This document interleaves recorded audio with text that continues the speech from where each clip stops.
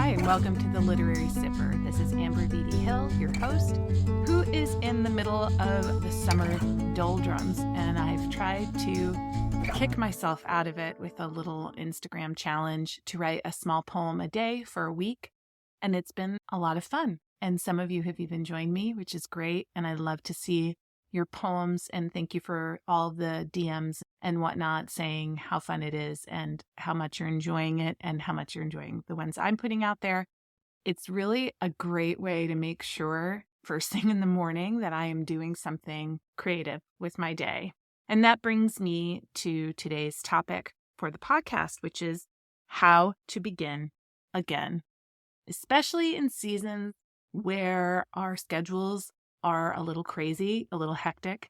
There's vacations, there's early camp pickups, there are people in your house that maybe haven't been in your house a lot this year. You have teenagers home, or you're managing schedules between school and summer school, or jobs, part-time jobs, or you have little ones that you're hustling after. Or you find your spouse is home more, or you find that you want to go outside and enjoy the sun and you just don't want to sit at your desk. And here in the Pacific Northwest, that's a real thing. The sun has been shining and it hasn't been rainy, and it's really, really hard to stay inside to make things. And I'm finding myself on a lot of long walks or hikes or bike rides or just sitting in the sun with a good book. And there's been a lot of those. So let me know if you want me to give you a sort of midway check-in on my book list of 2023. But today we're going to talk about beginning again. And I want to start with an Irish proverb that tells us, better one good thing that is, rather than two good things that were, or three good things that might never come to pass. And the reason I found myself thinking about that proverb is to remind myself that these large-scale projects that we want so badly to undertake, like starting a podcast or writing a novel, we have to remind ourselves that sometimes we're not able to undertake these huge projects in the moment that we want to do them. We have to break them down. We have to do small things one at a time. A novel cannot be written in the course of a week. I mean, it could be if you're Jack Kerouac and you're doing stream of consciousness and you got a roll of paper in your typewriter, but most of us have to break it down. We have the time of thinking. We have the time of journaling about it. We have the time of maybe outlining it if you're a plotter. We have the time of 500 words a day goals. We have 10 minutes to do it while the kids are at soccer practice and we're sitting with a notebook. And maybe that's not our preferred way of being, but the good thing that is important. And sometimes we need to begin again because we find that if we can't finish this huge thing, then we're not doing anything. We are in a fallow season of our work. And in order to begin again, you have to honor the one small good thing rather than the two things that you used to do, the things that used to work. I used to be able to write 10 poems in a week, or I used to be able to produce a painting in a month, whatever it is, whatever arbitrary number of hours or number of pieces made you feel productive, that's in the past. It cannot be redone. You cannot reinvent what used to be. You can look at your patterns. You can, of course, try again to recreate this magical alchemy that made this season of really amazing, fruitful work come to be. But generally speaking, it won't be quite the same. You're not quite the same. And we can't also imagine that tomorrow you're going to have this miraculous change in your psyche where now I'm going to wake up at 5 a.m. and I'm going to write 3,000 words before I even have breakfast. That's probably not going to happen either. So it has to be in between. And we do that by honoring the small thing. So when I find myself in those sort of fallow seasons where none of my ideas seem to come to fruition, or it's hard to find time to sit and work on large projects, I try to get hold of that creative space that's small, manageable, and also exciting. It also feels good. It feels like I have tapped into that part of myself that I long to tap into when I'm the Uber driver for my children. And it may be a micro essay, it may be a post on Instagram, it could be a journal entry on my latest read, or 5 minutes of bullet points for the next section of my novel, but just a small, concrete thing that I can look to and say, yep, I made a thing today. I moved my dream forward. And that's the progression and the mindset you have to have when you're in this time where you have to keep beginning again. Because we might have a week where we're doing these little essays, or we're writing these little poems, or we're doing little doodles, or creating these little things that are pushing our creative self forward.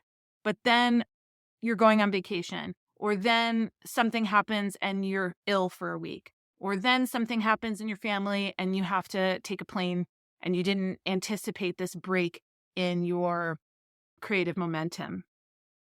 The other thing you have to do is sort of look for signs.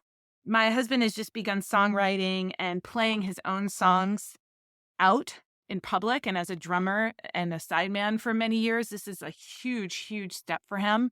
And it is incredibly powerful to witness and to see the transformation in him. And coming out from behind a drum kit and putting yourself out in front where it's his voice and his music and his songs has been a real joy to watch as a partner, but also as a fellow artist. He played on Saturday, and on Sunday, he received an email from someone who had been in the crowd, someone who had took the time to write and encourage him on his way. And not someone we knew, not one of his friends or a fellow musician that he has been associated with over the years, but just a person in the crowd who took the time to write this really lovely note to him and who is cheering him on regardless of the enterprise. But someone who acted like a guidepost, a sign telling him you are moving in the right direction. So I'd encourage you to take a minute and think about what signs are pointing you in the right direction lately. What signs do you see that, man, this is good for me? This creative pursuit is important and it's good, and people see me, and they're seeing me as a version of myself that I really want them to see. Ann Croker, who's a writing coach that I absolutely adore, and please go follow her podcast, follow her on Instagram. She has amazing advice, and she's so gentle and a good person in the world. She talks about the importance of 5 minutes in her latest podcast. And right after that, I sat down and I just said to myself, that's the surest way to begin again, is 5 minutes. Set the timer, do 5 minutes. 5 minutes in a journal, or 5 minutes on a piece of writing. Many of you follow Austin Kleon, and you'll see him do the 5-minute poems where he redacts. He takes an article in the newspaper and he blacks out most of the words except the words that are speaking to him and creates a poem out of something that's already written. That's another 5-minute way to sort of push your creative self forward. Push it forward in terms of the progress you want to make on whatever project you're setting forward for yourself, but also to push your creative self forward in terms of your day, in terms of your schedule, in terms of the importance of it.